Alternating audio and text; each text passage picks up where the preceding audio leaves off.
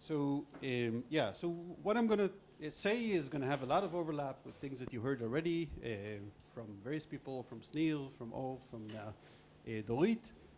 But I guess that's okay. It's good to repeat things. Much of it is going to be sort of just a dictionary. So I'm a condensed matter physicist. It's going to be the same concepts, just in our language. The purpose is that we can talk to each other. This is what I'm planning to say. So I'm going to try to make some connections. Okay, so quantum circuits and Hamiltonian time evolution are really the same thing. Try to convince you of that. I'm going to talk about the concept of topological order, which of course is very closely connected to quantum error correction, and it's a connection to quantum state preparation, or how easy or hard it is to prepare a certain quantum state using a quantum circuit. And finally, Dorit asked me to give another version of the quantum phase estimation algorithm that you heard about yesterday. This would be from a physics point of view. Somebody actually asked, what if the unitary in the quantum phase estimation algorithm represents a time evolution with the Hamiltonian? So I'm going to discuss that and what that algorithm does in physical terms. Okay, and we're all tired, and it's been a long day, a lot of things to process, so it would really help me a lot if you ask a lot of questions. So when it's a very diverse audience, and I don't know what is clear and what isn't. Okay, so please I really don't mind not getting through this and making this into more of a discussion. Okay, so I'd like to start with some ideology. Okay, I won't take very long, but as you know, one of the fathers of the field of quantum computing is David Deutsch. If you haven't read his book, The Fabric of Reality, and there's a newer book, The Beginnings of Infinity, really wonderful books, especially to people who are thinking about this kind of thing that we are thinking about today. It has a lot of insights that I really liked. But the one I want to focus on here is the statement that computation is a physical process. Okay, so now, of course, that's sort of obvious, right? It's something that happens in the physical world. But what he claims is that this simple statement actually has a lot of interesting consequences, and it sort of cuts both ways. So it has consequences for computation and what can and cannot be computed, and it also has implications to how and what computers can simulate in the physical world. Okay, so first of all, this means that the model that we should think about for computation, and in particular quantum computation, is really set by the laws of physics. So when we say that the problem is easy or hard, of course that depends on what operation we call to be a unit operation, or what is easy or hard, and that is ultimately set by what can be done physically. So, and we may not want to know about the laws of physics, but we're sort of stuck. There's no way out of it.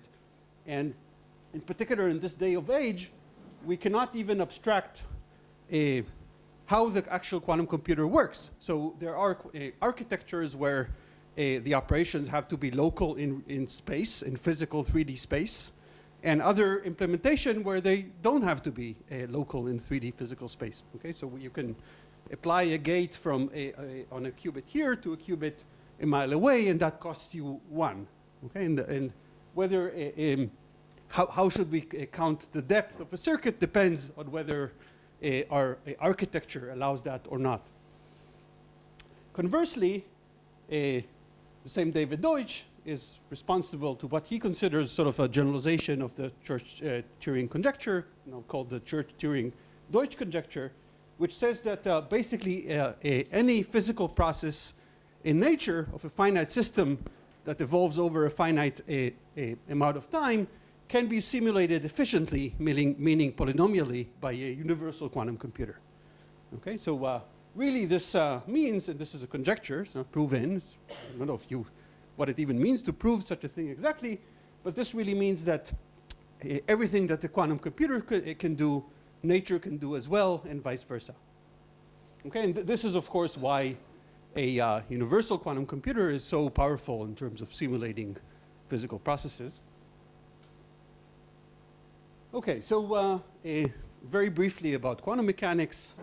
Okay, so you heard this and you probably know this, heard this many times. Okay, so time evolution and ground states. Okay, so the time evolution of a quantum state is governed by a Hermitian operator called Hamiltonian that can depend on time and really specifies our physical system. We have some initial state that characterizes the initial conditions of our physical system, and the system time evolves according to the Schrödinger equation. Okay, and what is H? So I'm always going to think about the physical system as some collection of qubits, and I'm going to use the word local differently from the way that Dorit used the word local. So for me in this talk, local would mean local in space. So my qubits are going to be arranged, just for convenience, in some d-dimensional lattice.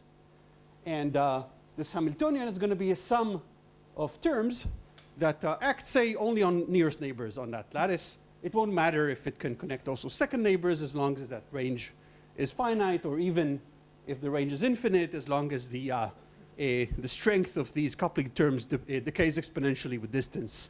Everything I'm going to say is going to apply. Okay, and all these 2-qubit terms in the Hamiltonian can depend on time. So hence, this time-dependent Hamiltonian. This governs the time evolution of our system. Okay, so here's an example. Okay, we have a two-dimensional lattice. It can be in any dimension in principle. It's a square lattice, and say the Hij's only connect nearest neighbor qubits. Okay, here's another example, just again to connect with computation. This is the actual IBM quantum computer. Okay, so it is a two-dimensional arrangement of qubits, superconducting qubits, and what you can do in every time step is to apply 2-qubit gates on any neighboring qubits on this graph. Okay, so the formal solution of this equation is given by this unitary operator called the time evolution operator that evolves the initial state at time 0 to a state at time t. Okay, and we can write a formal expression to this for this unitary time evolution operator in terms of this product of exponentials of the Hamiltonian at different times, taking the limit of this delta t going to 0. Okay, so this is we choose a delta t and we take it to be very small. Okay, so take it to be finite. This is just a finite product of exponentials. Then take the limit where delta t goes to 0. This is always unitary, and this becomes the operator such that if you apply it to psi, you get a solution to this equation. Okay, so this, sorry, I didn't have time to write exercises, but this is an exercise if you haven't seen it. How many of you haven't seen this? Okay, a few, but yeah. Okay, so what does this have to do with computation? Okay, so this is what I'm going to address. Yeah. I can, let's see where I can stand here, or maybe here. Is this better? Yeah. Over constrained problem. So yeah. So what does time evolution by Hamiltonian have to do with computation or with quantum computation? Well, these things are really one and the same. Okay, so this is what I'm going to ask, what I'm going to claim. Okay, so this is a continuous time evolution, or at least they're closely related. So this is the unitary operator that corresponds to a continuous time evolution under a time-dependent Hamiltonian of the type that I've shown. Okay, local in space on some d-dimensional lattice. And this is a quantum circuit, which I'm also going to assume is local. Okay, so of depth d, and this is just a sequence of d unitaries that are, say, composed only of 2-qubit gates at each layer, and are acting on the same qubits. Okay, same lattice. And these two things are very closely related. okay, to see why they are related. So one direction is very easy. Okay, so if we want to describe this circuit, there's a Hamiltonian that corresponds to that circuit. Okay, what's the Hamiltonian? We simply take the logarithm of the unitary un at every given layer of the circuit, and that's going to be a Hamiltonian. Okay, so you can take the logarithm of a unitary matrix, that's a Hermitian matrix, and simply define it in this way. Okay, and of course this is not an accident. Okay, so there is a Hamiltonian, there is actually a physical Hamiltonian that governs the time evolution of the physical object, which is our quantum computer. Okay, so this is the way to think about the Hamiltonian that corresponds to a quantum circuit. Now, the other direction is a little bit less obvious. So the other direction is the statement that for a finite time evolution of a physical system characterized by a time-dependent Hamiltonian of this form, I can actually design a low-depth circuit that would approximate this time evolution. Okay, so that's a little bit less obvious. Okay, the reason why this is less obvious. Okay, so think about this operator H. This operator H is a sum of local terms. Okay, whereas if you think about the U, the unitary that acts here, that acts on disjoint pairs of qubits, right? So for instance, yeah. So think about a one-dimensional example, right? So H, the Hamiltonian is a sum of local terms, say acting on nearest neighbors, but it usually would contain terms like H12 and H23, which share one qubit. Okay, and that in particular means that H12 and H23 do not commute with each other, so I cannot write this exponential of the Hamiltonian as a product of exponentials of H12 and H23, and therefore this is not the kind of gate that I want to appear in my model of a quantum computer. Okay, is this clear? Yes.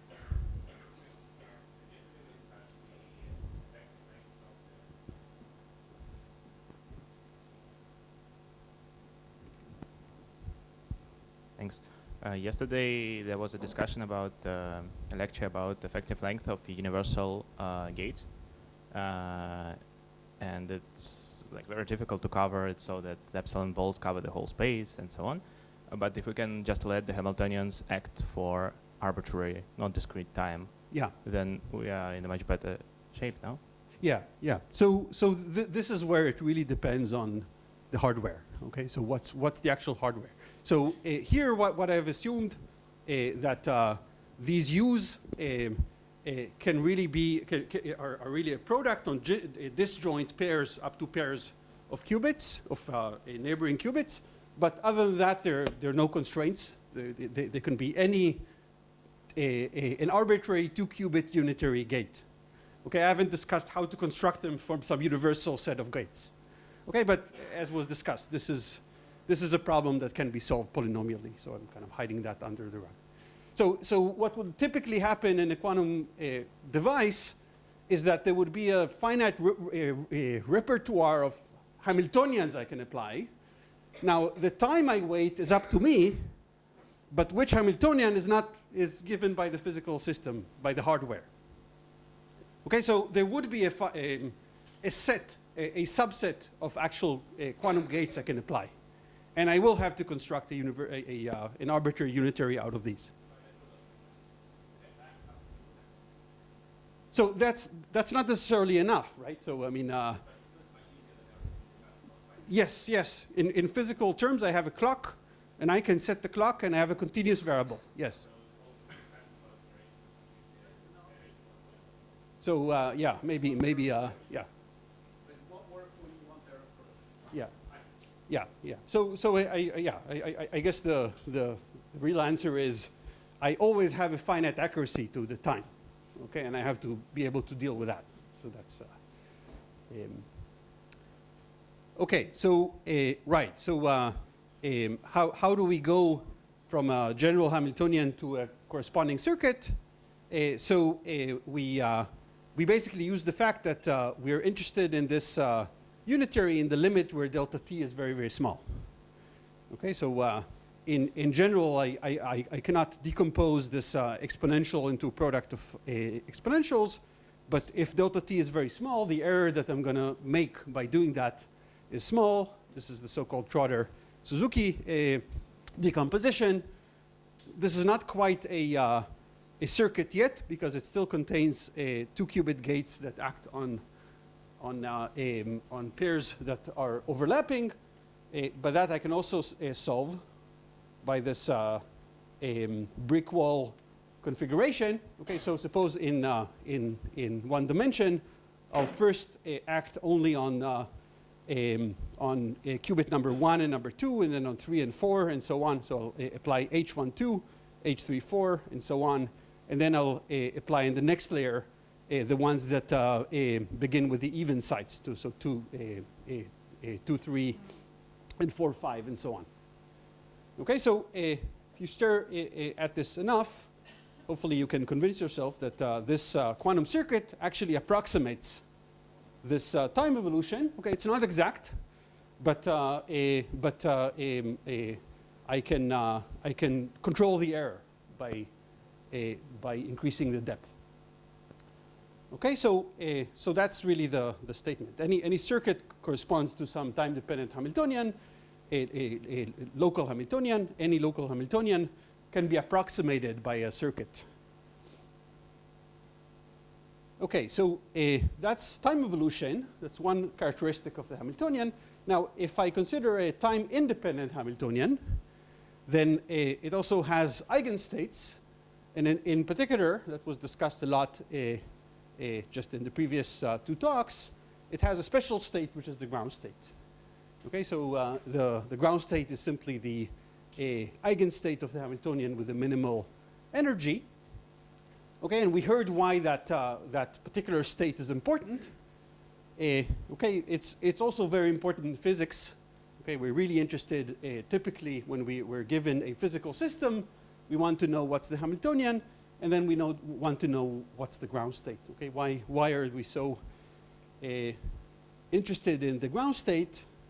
Okay, so the first reason is that usually, generically, as we heard, there are important exceptions, but usually if you just cool the system down in the limit when the temperature is low enough, the system would actually be found in its ground state. So the ground state is sort of intrinsically easy to prepare in many, many physical systems. Now, as we heard, that's not true always. There's an important exception called spin glasses or glasses. Glasses are systems where no matter how you cool, the system does not approach its ground state. And that's related to these hard computational problems. Finding the ground state, the actual ground state is hard for nature, and therefore it's also hard, presumably, for a quantum computer. But in many, many systems of interest, this is actually not the case. Okay, so nature does prepare the ground state efficiently simply by coupling the system to a thermal bath. Okay, so if you take a molecule at a low enough temperature, which might be room temperature, you would most likely find it in its ground state. And moreover, it turns out that just being able to characterize the ground state, for instance, knowing the energy, knowing what expectation values of various operators are in the ground state, is the answer to many experimental questions. Okay, so this is really why we're interested. If we knew how to find a ground state of a general local Hamiltonian of the form that I've shown, that is the answer to many physics questions in quantum chemistry, in material science, and so on. Yes? Why do we care about the ground state of the Gibbs state? Like, I think we Yeah. said that it Yeah. relaxes to the Gibbs state. Yeah, yeah, but right. So that's an important distinction. So I'll get to that in the next slide. But the question is the energy difference between the ground state and the next energy state finite or infinite for a big system? Okay, if it's finite, then these two things are morally the same. If the temperature is low compared to the gap, the Gibbs state is essentially just the ground state. If not, then it's a different story. Okay, I'll return to this point in a couple slides. Question? Yeah, question there.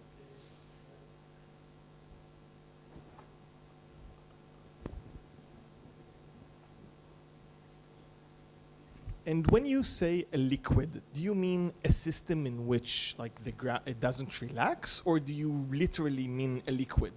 No, like no, I didn't say the word liquid. I think oh, sorry. So I said the word glass. oh, sorry, glass. So Yeah. this glass is like an abstract concept where it does not relax, or literally a glass? Yeah. So let's use the word glass as a system where it's hard to find the ground state. And do we have any insights regarding when is that? Yes. Yeah. So could you, because that's something Yes. we Yeah, definitely yeah, don't yeah. know what it means. Yeah. So a generic example is what's called a spin glass or Ising spin glass, which is think about a Ising spins in some number of dimensions.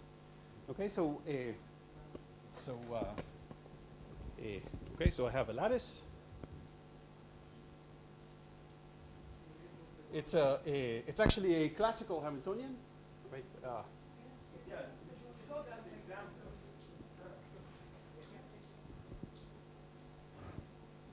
Okay, so I have a pair. Every pair of qubits are coupled by some coupling Jij. Okay, the Hamiltonian is simply sum over Ij, Jij, Zi, Zj. And let's draw the Jij's from some random distribution, random symmetric distribution around 0. So that's an example, right? This is an example. And is there any insight regarding when in general kind of like you'd expect a glassy behavior? When what? When would you expect a glassy behavior kind of in So- general, not like for a specific example? Like if I'll give you a system, when will you guess that it's glassy? What do I look for? So yeah, what I look for is frustration. So I look for the fact that I look for the basic unit, which here would be this square. Okay, this particular example is actually, as I draw it as a bad example, it's in 2 dimensions. This is actually not a hard problem, but let's take that in D dimensions, then it would be. Okay, so I look at some basic unit and I ask, can I satisfy all the local constraints by a simple configuration, like all the z's being at this one state?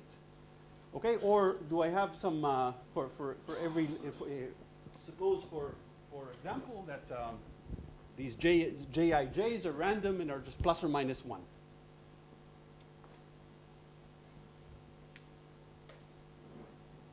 Okay, then I can have a unit like a square where this one is minus, this one is minus, this one is minus, this one is a plus.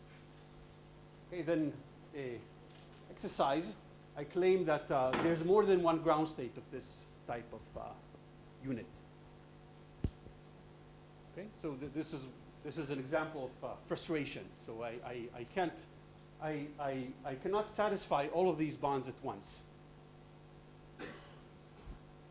Okay, so that's really the ingredient. What would happen is that as I add more and more of these units, I'll have more constraints, and there would be some global configurations that all minimize the energy but look very, very different from each other. This is sort of a very common characteristic of a glass, okay, of a glassy system.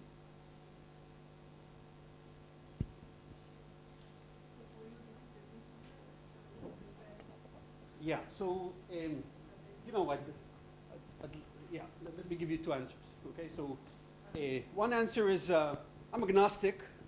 I'm you know, approaching nature and asking what is out there.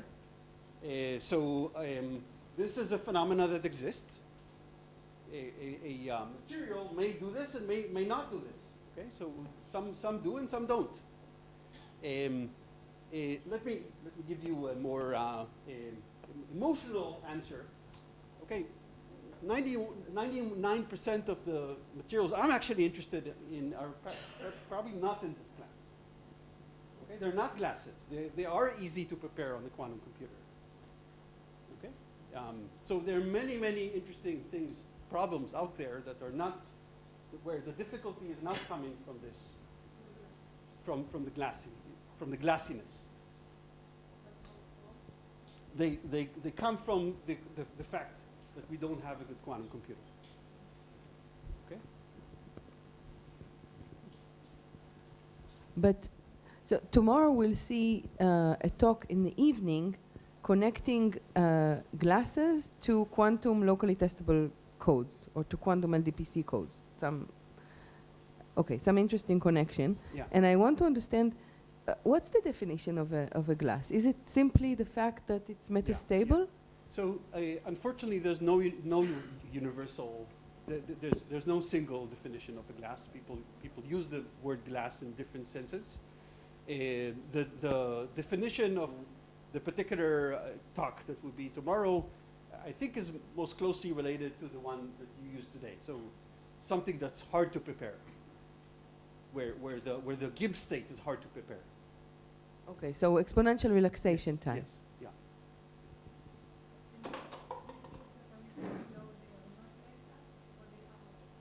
They are not. Okay, the ones, okay, the ones that I most care about are actually not. Now, let me also say, yeah, I mean, I sort of define the class of problems I'm interested in. Let me limit them a little bit further, and then I'll maybe ask you guys. So I can look at these types of Hamiltonians and also impose translational invariance.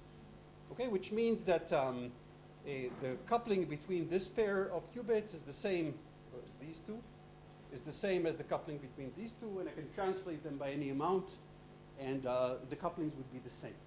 Now, this turns out to occur in nature. So crystals are naturally described by such a Hamiltonian, and these tend to be much less glassy. Now, I don't think that's a theorem. I think that there would be instances. I don't know if there's an answer to that. I mean, glass as opposed to spin glass is starting from a translation invariant Hamiltonian. Yeah, that's true. Yeah, but it's not a lattice Hamiltonian. Yeah. But you would assume that Sorry. you could put it on a lattice in some way. Yeah. Wouldn't it? Yeah. So I believe that there would be hard Hamiltonian problems that are also translation invariant. I don't think that's enough to impose to make the problem tractable on a quantum computer. But in many instances, that really is the feature. The randomness is actually essential for a spin glass. Maybe that's an opportunity to ask maybe Dorit. So in terms of what is known to be hard computationally, are there translation invariant in Hamiltonians that are hard computationally? Known to be hard? Yes, translation invariant is considered not an issue. It's a technical issue, but essentially any result that we are trying to show, that we know for hardness that is not translation invariant, people manage to show that it's true also in the translation invariant setting. So QMA hard Hamiltonians, which are translation invariant. Yes, it's not QMA exactly. We need to change a little bit the definition, but yes, there are hard Yeah. instances that are translation invariant. Right.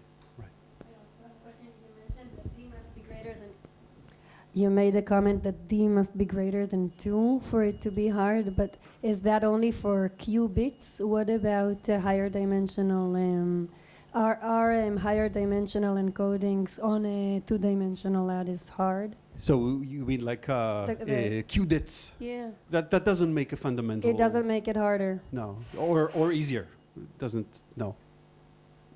So I mean, the reason is because I said I don't want to literally restrict myself to nearest neighbors. I'm allowing any finite range, a range that doesn't increase with the system size, and then I can map one to the other, right? Yeah. So another question is, so you're saying glasses are metastable, meaning that they take a long time to relax. Yeah. Is it always true that I can just use them as a memory? It's a quantum memory or something? I mean, is it sort of related to that? Or No. So No. you know, I mean, these states are completely classical. or classical memory? It is related to classical memory, yes. But if I have a quantum spin glass, then Yes. I should have a quantum memory? Not necessarily. So a necessarily. quantum spin glass could only hold a classical memory. That's possible. But yes, it is related to memory, to stable memory. Yeah. Okay.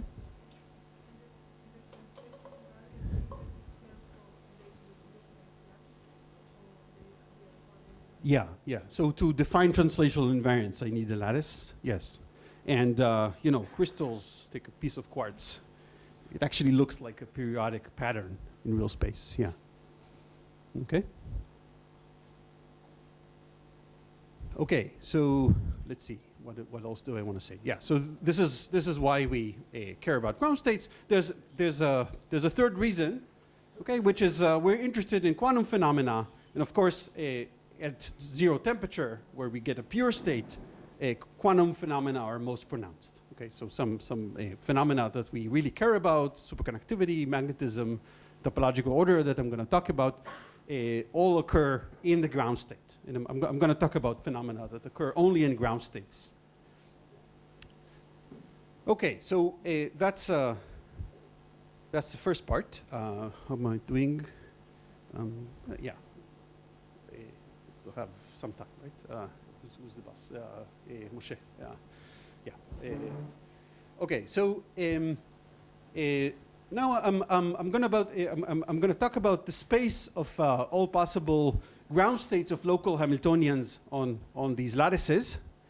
Okay, and it turns out that this space has an interesting structure. So not all ground states are the same. In particular, it turns out that these ground states actually, so ground states of local Hamiltonians break up into distinct classes called, in the physics jargon, they're called phases of matter. Okay, quantum phases of matter. The phases of matter just refer to these classes. Quantum is because it's ground states. Okay, there's also a similar in spirit classification for thermal states. But there's something really interesting happening in the space of ground states. So what does it mean? It means the following.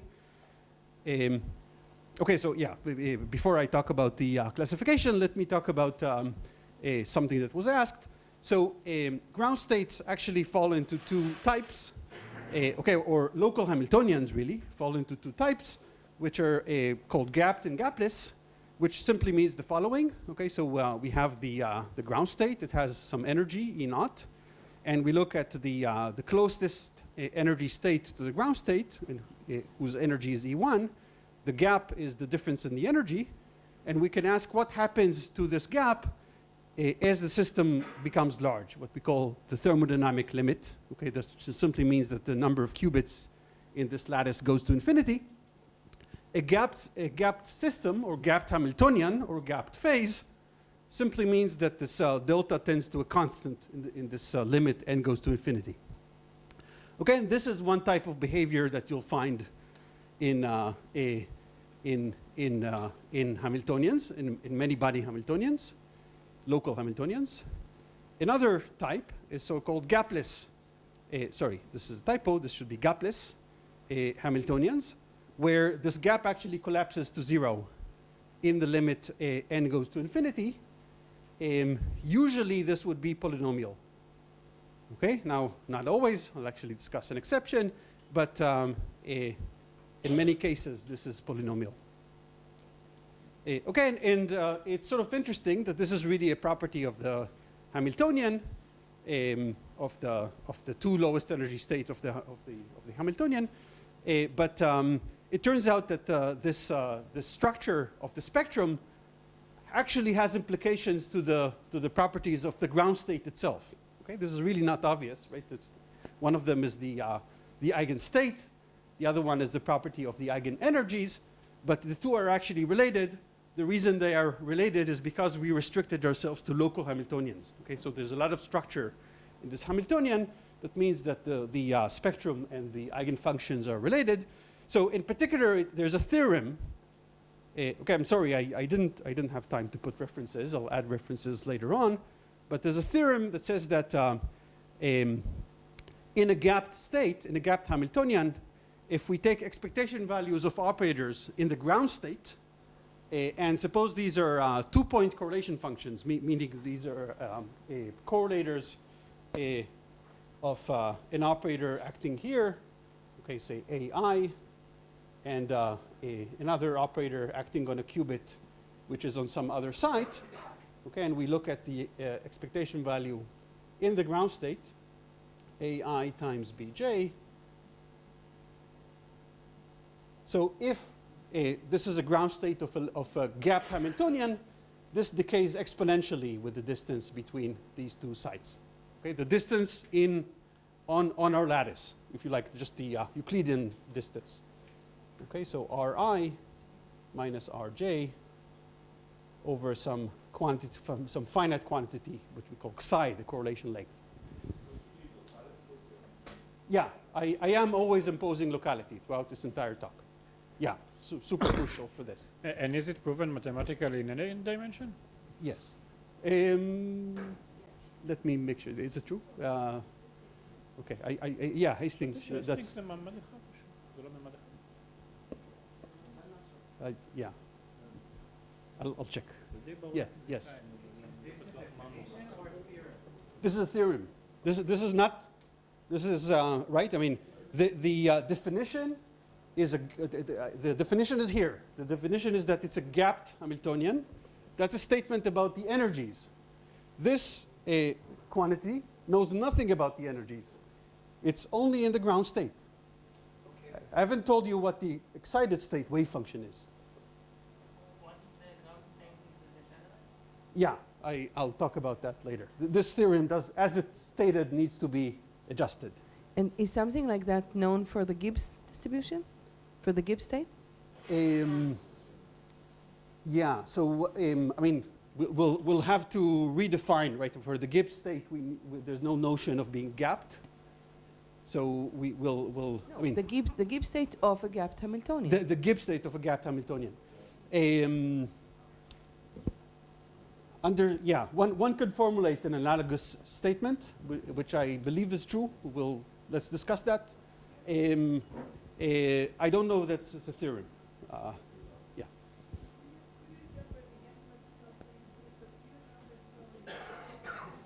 Yeah. Yes. That something decay with the length, With the distance. with the distance. Yes. Yeah. So Okay. how to think about this something that decay? Yeah. This is a good question. Let's get back to that because I'm not gonna prove this obviously, but I'm gonna give essentially the argument that leads to this. Okay. Okay. So which Dorit alluded to in her talk, but I'm gonna flash it out a little bit more. Yeah. Like first code, okay, and then like AI and BJ are a stabilizer of the code. Yes. So I would expect that that multiplication just give you the input between size 0 and size 0. No, so Yeah. that thing should be equal 1. Thanks for that. I made a little mistake there. Where were you? Here.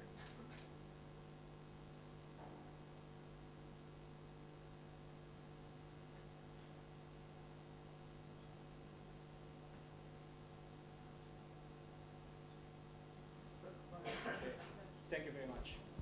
Yeah, so this is the so-called connected correlation function. Okay, so I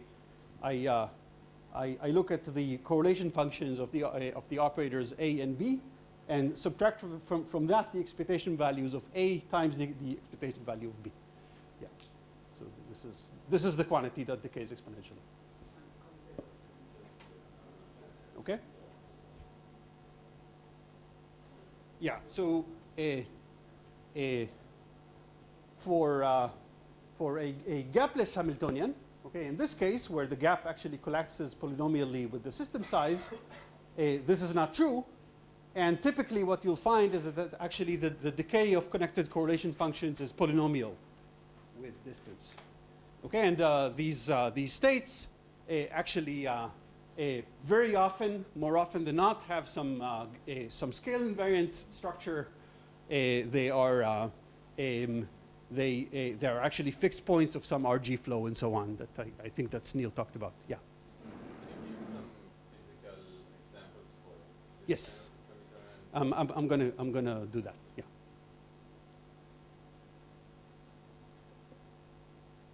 Okay. So yeah. So with that, yeah. Question? No. So with that definition, okay, let me state a property, an interesting property of ground states of local Hamiltonian, which is these equivalence classes called phases. Okay, so suppose we have a many-body local Hamiltonian that depends on some set of parameters that we can vary. Okay, so this is called phase space, the space of the parameters of the Hamiltonian, and we can draw a phase diagram in the plane of two of these parameters, say theta 1 and theta 2. So the statement is that this phase space would break up into disjoint regions that are called phases of matter. Okay, these are gapped phases. So this is gapped phase number 1. This is gapped phase number 2. Gapped phase number 3. And the statement is that you cannot go continuously from a point within phase number 1 and phase number 2 while keeping the Hamiltonian gapped throughout the entire path. Okay, so this is what distinguishes the two things, the two phases. Okay, so two Hamiltonians are in the same phase. If and only if you can connect them by a continuous path and parameter space such that the Hamiltonian at every point along the path is gapped. Okay, and what's really non-obvious is that there are actually distinct ground states. Okay, so there are ground states that belong to different phases. These are different phases of matter. These things exist. Now, for the experts, okay, probably who know this anyway, these things exist even if I don't apply, I don't implement or I don't require any symmetry of the Hamiltonian. Okay, so yeah. So this is something I really don't understand. Maybe you have an intuition for this. So gapped here means a constant gap that doesn't decay with the system size. And we see many situations in which the gap is inverse polynomial or something like that, which is not gapped. What's the real difference intuitively between constant gap and something that is, I don't know, 1 over square root of n? Why is this different? Yeah. So I think I'm going to answer that, but let's see if what I say answer that. I hope so, and if not, let's get back to that. Okay, this is So it really means something very profound and deep about the state, not just the energy. Okay, so this is for a local Hamiltonian, of course, everything for a local Hamiltonian. And okay, so conversely, right, if two states are in different phases of matter, it means that if we try to connect them any way we try to connect them continuously, it means that at some point along the way, we will encounter a gapless Hamiltonian. Okay, so this is an example of how to get these kind of gapless Hamiltonians that we discussed before. Okay, they would occur at what we call a phase boundary or phase transition between two different ground states. Okay? And by the way, you don't have to encounter a single gapless state. You might encounter more. For instance, if you try to go from here to here. Yes? Are all of the gapless ones approximable by ones with gaps? Right? I mean, are some of those lines really thick? Yeah. So it's an excellent question. So the lines may be thick. There could be gapless phases. Not without symmetries as far as I know. So this is the generic situation. If I don't impose anything else, I allow arbitrary, so a generic plane in this high dimensional space, they would be lines. They would be, yeah, yes. Thank you, yeah. Okay, great, yeah. Continuing from that, it will also be very, very sharp. It will be like the specific Yeah. data. Yes, it's a, in this two-dimensional plane, it might actually be a point. Okay, and what would happen, it's a good question, what would happen on the two sides of this point? This is what we call a continuous transition. What would happen on the two sides of the point? Okay, so on this side, the state is always gapped. On that side, the state is always gapped. It means that the gap is a constant, but that constant would just shrink to 0. Okay, and it actually does that in a very interesting way. It's a power law of the distance from this line, which is a universal power law, and so on. Okay? it's universal. I mean, it's a number. That power law is a number, and that number depends only on what is phase 1 and what is phase 2. Okay, it doesn't change along this line, for instance. Okay, so yeah. But it's not universal for other H, like it depends on how H is. No, it depends only on what is the on these two phases. No, yeah, but maybe. Look, I'm changing the Hamiltonian over here. No, but I'm saying this whole picture is with some specific Yes, family. yes, absolutely. For Okay, different but family, you'll have a different. yes, but you know, by adding enough parameters, I can connect anything to anything. Okay, so if you give me two different families, and they realize what I call the same phase of matter, gapped phase number 1, I claim that there is a path. I can add more parameters, make the space higher dimensional, and I can connect them by some continuous path, while keeping the Hamiltonian always local. Okay? Yeah, these are great questions. Yeah, really getting to the heart of the matter. So, what my goal is, which I may or may not achieve, is to explain why this is, and what's the connection to quantum circuits. Okay, so and maybe that would answer Dorit's question, hopefully. Okay, so yeah, I won't get to quantum phase estimation, but that's okay. That's what? I will come to that as well. Yes, yeah. Okay, so In 12 minutes. in 12 minutes, all of that is going to happen. Right. So what's really the defining property of these different quantum phases of matter? Well, I've given you a defining property, which is that they cannot be connected continuously by a continuous family of Hamiltonians without closing the gap. But that's actually equivalent to two other definitions that I'm going to give you now that are really if and only if. Okay, so two ground states belonging to two different quantum phases of matter cannot be connected by a finite depth unitary circuit, local unitary circuit, okay, of this form. In particular, there's one special quantum phase of matter that we call the trivial phase. That is basically anything which is in the same phase as a product state, say of all zeros. Okay, and a state would be called non-trivial if there's no finite depth unitary circuit that connects that state to this product state. Okay, so this is any state, in our jargon, any state which is not trivial, it's called topological. So the claim is, if you want to go by a local quantum unitary circuit, starting from a trivial state to a topological state, the depth of that circuit would have to increase, at least polynomially, typically, but at least it's not constant with the system size. Yes?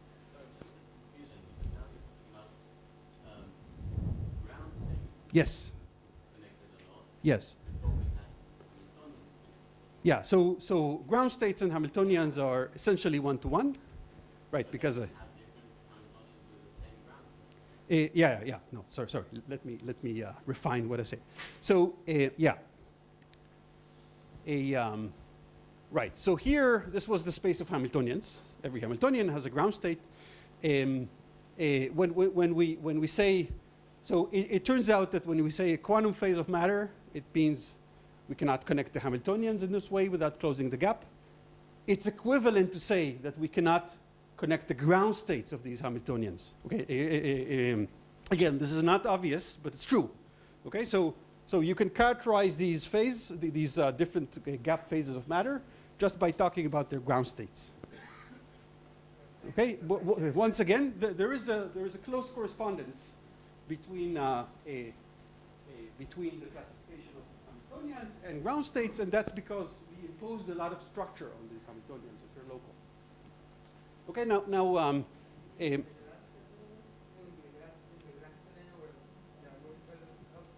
yeah, so for this purpose, yeah, let me get to that in a moment. So there's an important thing I'm sweeping under the rug, which you alluded to, a topological phases would have degenerate or nearly degenerate ground states. For this purpose, let me take one of them. It doesn't matter which. Okay? But yeah, well, I probably won't get to that. But yes. So you're saying that in the phase transitions, does this continuity of the ground state? In some sense, yes. Yes. In this precise sense. So, you know, continuity or discontinuity in the sense that if I want to connect ground states in the same phase, I can do that with a shallow circuit. To overcome this discontinuity, I have to use a very deep circuit. Yes. Okay? And you notice that all this distinction is only in the limit where the number of qubits goes to infinity. Adding. And is it true that, for example, if you take 2 points from the same phase, Yes. that is it true that you can connect? Yes. Yes. That is true. Yes. What is the analogy between adding more parameters and adding more? What would you add here? What is the analogous quantity for the circuit? Yeah. If yeah. I So want to here, connect. here the circuit is, you know, I haven't told you at all what the circuit is, right? So this can be any 2-qubit unitary. So still lots of parameters to play with here. So it's notation by parameters that characterize the unitary, that's it? Yes, yes, yeah. So choosing the parameters that characterize each one of these unitaries is exactly equivalent to choosing the path in Hamiltonian space is exactly equivalent to choosing these parameters. Yeah. Yeah. But then if we have error correction code, which the ground state Space. generate, and you say Yes. it doesn't matter which one you take. Yeah. So these all will be Yeah. the same. Yeah. So So you're absolutely right. I would say the two phases take the set of ground states here, the set of ground states here. I could connect one of them to one of them here. One of this set to one of that set. So existence of. Yes. Yes. Yeah. These are all important things that I swept under the rug, but thanks for bringing them back. Okay. Okay, so here's another equivalent definition. So again, this was a definition in terms of discrete circuits. This definition would be in terms of yet a third thing, which is continuous time evolution. Okay, and so the statement is you start from a ground state in a certain phase, say the trivial state, which is a product state. Okay, and you want to design some time-dependent Hamiltonian such that solving the Schrödinger equation with that state as an initial condition over finite time would get you to the ground state of the second Hamiltonian you're interested in. Okay, and whether that can be done in a finite time. Constant meaning independent of the system size. Not surprisingly, that's actually equivalent to this definition. This definition is nice because using the adiabatic theorem that I think you'll hear about later in the course, that you can actually construct explicitly, given the two ground states, or more precisely the two Hamiltonians of the beginning and final points, you can actually construct explicitly what this time-dependent Hamiltonian is. Okay, and you'll see that later in this conference. Okay, so how do we connect all of these things? So the fact that we can or cannot find a gapped a Hamiltonian path between two Hamiltonians, that we can or cannot connect the ground states by a finite depth unitary, or can or cannot connect the ground states by a finite time evolution. Okay, so yeah, topological order, let's see. There's a choice I have to make. Yeah.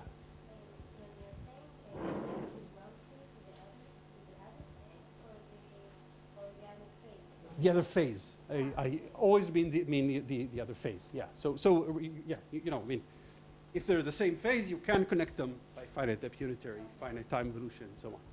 Yeah. let me just say a word about topological order, just to set again for the language. This is specific for 2 dimensions now. That's just the minimal dimension where you need in order to have topological order. And as you know, okay, so these are states where there is a gap, but the gap doesn't separate, the finite gap doesn't separate the single ground state to the rest of the spectrum. It separates a finite subspace to the rest of the spectrum. States within that finite subspace are degenerate or almost degenerate up to an exponential correction in the system size.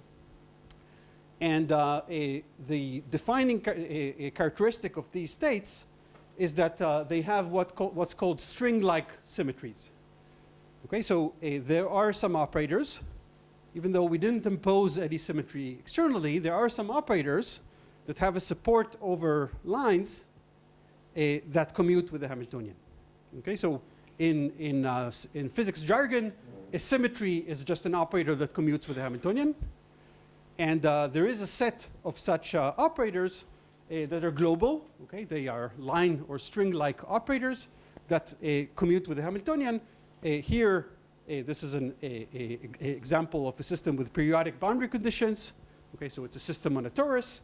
And these form closed loops on the cycles of the torus. Okay, and on this cycle, there is some set of these symmetries.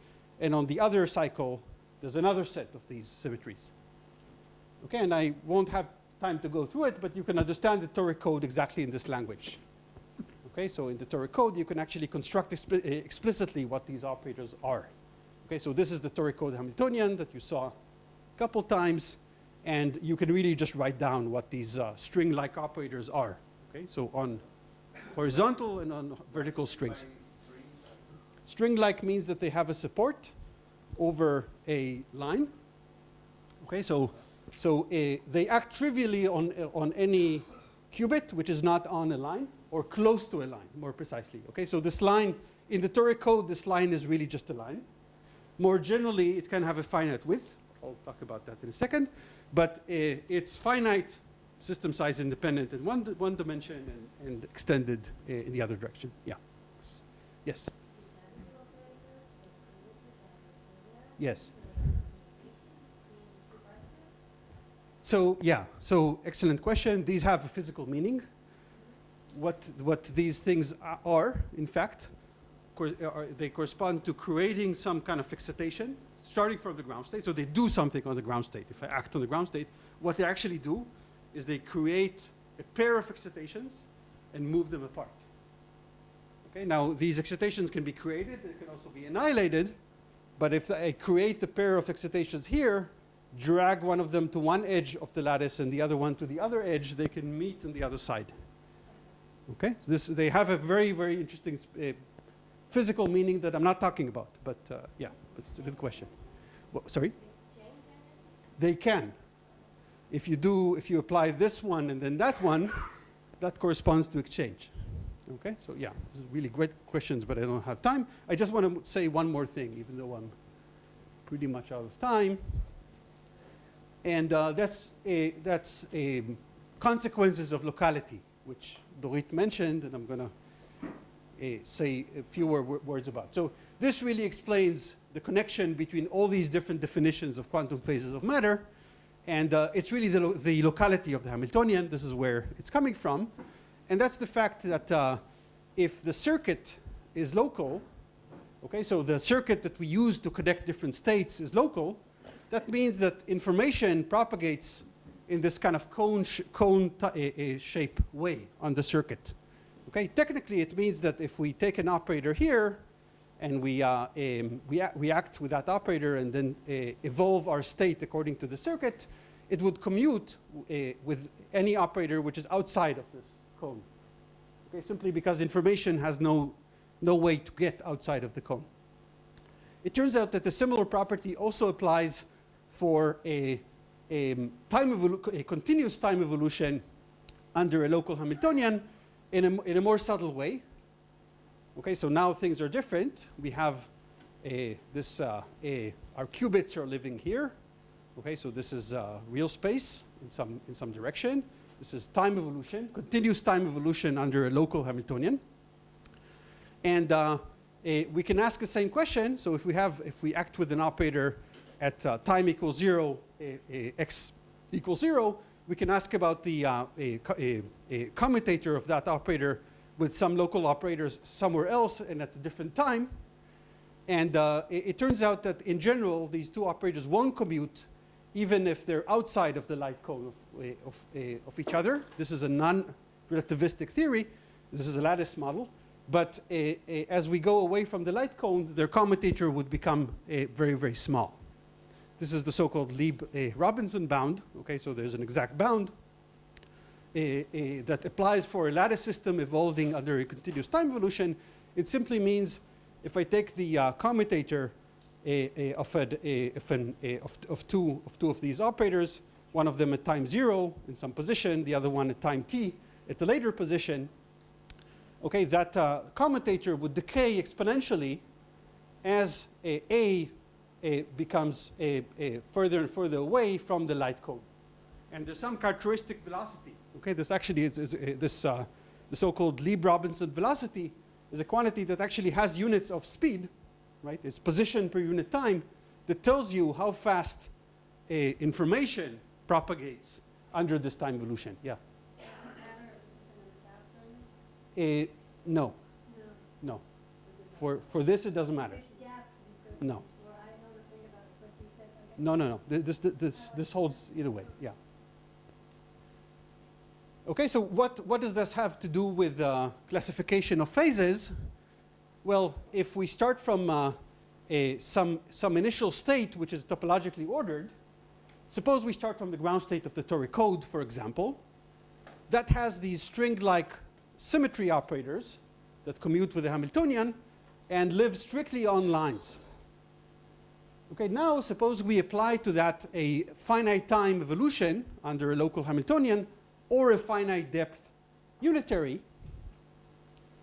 Okay, so what would happen, each one of the operators on the string would start expanding, but it expands at a finite rate, okay, because of the Lieb-Robinson property of local Hamiltonians. And therefore, after this time evolution, the state we'll get into would still have these string-like symmetries. They're still morally strings.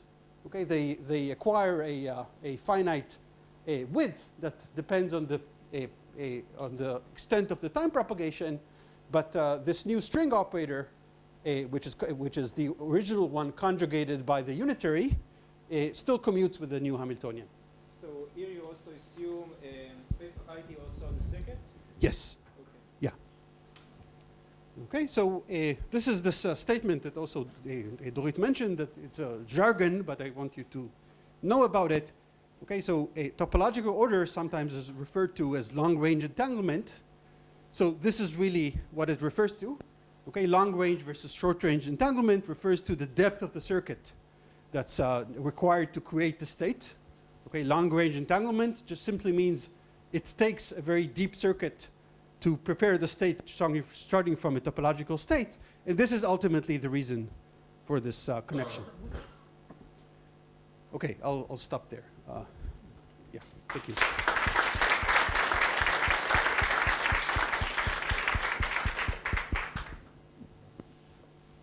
What do you mean by the last thing, that it thickens, like W gamma commuted? That's Yes. why we called it a symmetry. Yeah. Now, if I look at it after the evolution, the original W gamma does not commute anymore, and instead, yes, precisely. So the original W gamma does not commute anymore with the new Hamiltonian, which is U dagger H U, but this one does commute with that Hamiltonian. Okay, and it's a different operator, but it's still a string-like operator. That's the important thing. Okay, thank you. In that, I mean, maybe following up on this question, that assumes, I mean, U propagates a ground state to a ground state, but now you are kind of assuming that it propagates the entire Hamiltonian to the entire Hamiltonian. Yeah, so I'm saying if the original ground state was a ground state of some local Hamiltonian, Yes. okay, I should have said that as well. The new, so I just have the unitary that, the local finite depth unitary that evolves them. The new state is a ground state of a new local Hamiltonian. Because it's a finite depth circuit and because of the Lieb-Robinson bound, the Hamiltonian whose ground state is the new state after the evolution is also local. That's also important. I should have said that. Okay? Because it's finite depth, which is the same as finite time. Okay, constant time. Yes. The questions, I guess.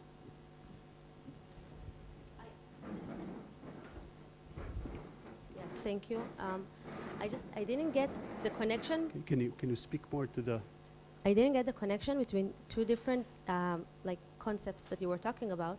So one was the thing of the moving between one phase to another continuously, Yes. and then you moved to the topological order part that I Yeah. didn't exactly understand. Then the light cone, Yeah. and like everything I understand locally, I just don't understand how does one lead to another. Like Yeah, what yeah. exactly is Yeah. So let me the try. Let argument me try here. to connect Yeah. the dots. So the way I set it up, not imposing any restrictions on the Hamiltonian other than locality. Okay, the only distinct phases there are basically topological phases. So you have the trivial state, you can have topological phase number 1, you can have topologically ordered phase number 1, number 2. These will be distinct phases. That's the only option, okay? That's the only thing that's out there. So that's the connection. Is that, that's at least part of the connection. But what exactly is the string-like operators you're talking about in the torus? Like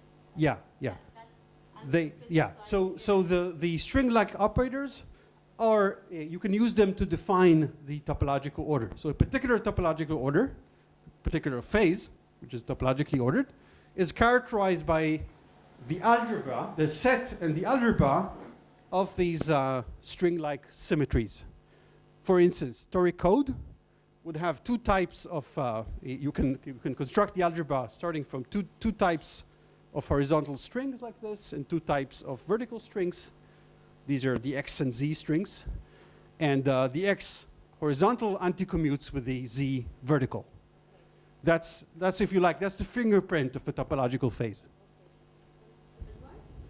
I mean, you can have manifolds, you Yes. can have other things. Yeah, It's not- the strings are because I focused on 2 dimensions. Okay. In higher dimensions, you can have manifolds, and yeah, it's much richer and much less studied. Yes. Yeah. Does that mean that inside that the cells of phase are actually can be described by the depth of the function of the depth of the Riparian set? Because I can move it between Yes. two Yeah. by a constant depth. Yes. So the difference is the depth. Yes. Yeah. Which is like saying they're all gapped inside the phase, but some can have a big gap, some can have a small gap. And the inverse of the gap is actually related to the depth. Okay, by the intuitively that comes through, you can understand that through the adiabatic theorem. Okay, so small gap means that you have to evolve for a long time. Yeah. There's a question, I think, over there. But I don't know if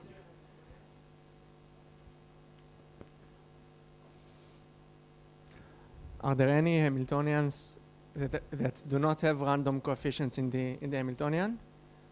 That it is quantum computationally hard to prepare their ground or Gibbs state? Say it again. Are there any Hamiltonians? Are there any Hamiltonians that it takes exponential time to prepare the ground or Gibbs state of them? Yeah.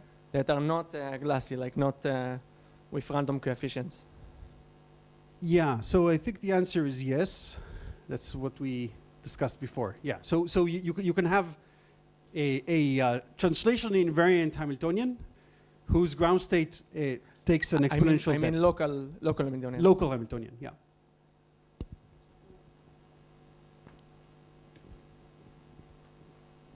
I think, well, that's a very interesting question. I think that in general, you can think, so those, in the classical case, those would be the PCP constructions. But in some sense, the PCP constructions mimic randomness, right? Because of the expander that is mimicking random structures. So in some sense, maybe we don't know of, you know, Yeah. of examples. My feeling of is that if we try hard enough, we can cook up something. I mean, yeah. So what you want, I mean, it's related to what Moshe said, that, you know, window glass is actually living in translational invariant space.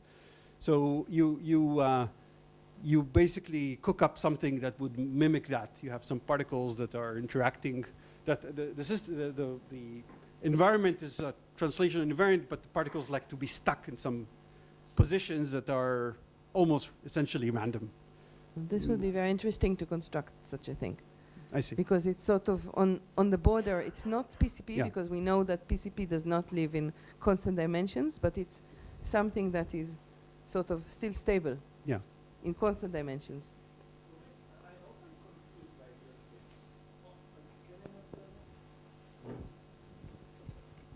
So I'm a bit confused because of what you and Dorit just mentioned. First of all, the gap here, by a constant gap, you mean you have more and more constraints, and the gap is kept constant without normalizing, right? It's not like it's 1% of the constraints. Am I correct, first of all? Okay, so we are not talking about like a constant fraction, Dorit. So it's not like the PCP, right? So that's one thing. And that's the second comment, that it's about promise gap and not specular. So in both cases, I don't see the how to bridge this gap. Sorry. Okay. Yeah, it's not, the reason I mentioned PCP is not because of the gaps here, neither of all the many gaps that we discussed. It's just because you're talking about glasses and stability, and basically Erez is saying that there should be these hard to approach to the Gibbs distribution Hamiltonians that are, you know, that live in constant dimensions. Constant dimension, and we're saying even translationally invariant. Yes. That's even stronger. And that you can basically show hardness. And Yeah. this is, I think this is not known. Yeah, yeah. Yeah. Yeah, I mean, I'm no expert on spin glasses. In finite dimension, but not translationally invariant, I think there are examples. That I don't know if it's to what degree of rigor it's proven, but yeah. But we can.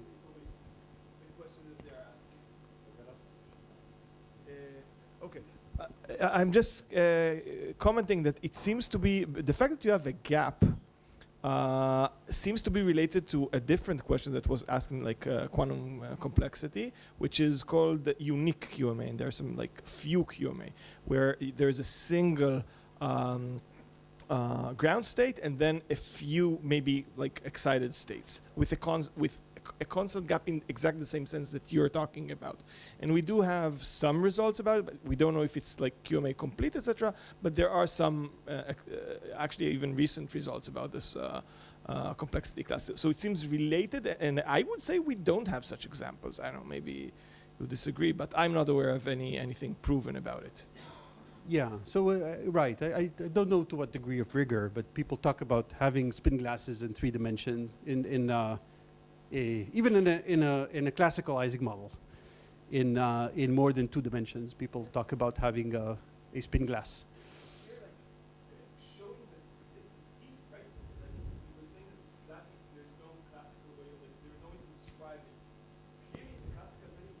No.